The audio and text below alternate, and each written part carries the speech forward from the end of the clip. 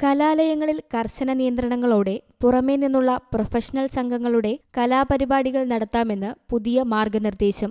കുസാറ്റിലുണ്ടായ അപകടത്തിന്റെ പശ്ചാത്തലത്തിൽ നിയോഗിക്കപ്പെട്ട സമിതിയുടെ ശുപാർശകൾ പരിഗണിച്ചാണ് ഉന്നത വിദ്യാഭ്യാസ വകുപ്പിന്റെ കർശന മാർഗനിർദ്ദേശങ്ങൾ പുറത്തുവന്നിരിക്കുന്നത്.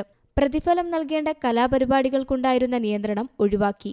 എന്നാൽ 5 ദിവസം മുൻപ് വിശദവിവരങ്ങൾ സ്ഥാപന മേധാവിയെ അറിയിച്ച് അനുമതി നേടണം. പരിപാടികളുടെ നടത്തിപ്പിനായി എല്ലാ കോളേജുകളിലും ഇൻസ്റ്റിറ്റ്യൂഷണൽ റിസ്ക് മാനേജ്മെന്റ് കമ്മിറ്റികൾ ഉണ്ടാക്കണം. 200 പേരിൽ കൂടുതൽ പങ്കെടുക്കുന്ന പരിപാടികൾക്ക് കമ്മിറ്റിയുടെ അനുമതി വേണം.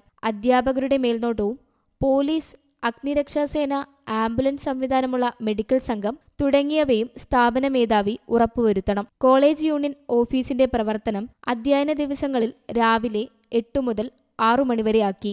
വിശേഷാവസരങ്ങളിൽ സ്ഥാപന മേധാവിയുടെ അനുമതിയോടെ ഇത് രാത്രി 9 മണിവരെയാക്കാം. ക്യാമ്പസിന്റെയും ഹോസ്റ്റലുകളുടെയും സുരക്ഷാ ചുമതല പരമാവധി വിമുക്ത ഭടന്മാരെ ഏൽപ്പിക്കണമെന്നും നിർദ്ദേശിക്കുന്നു. News desk you talk.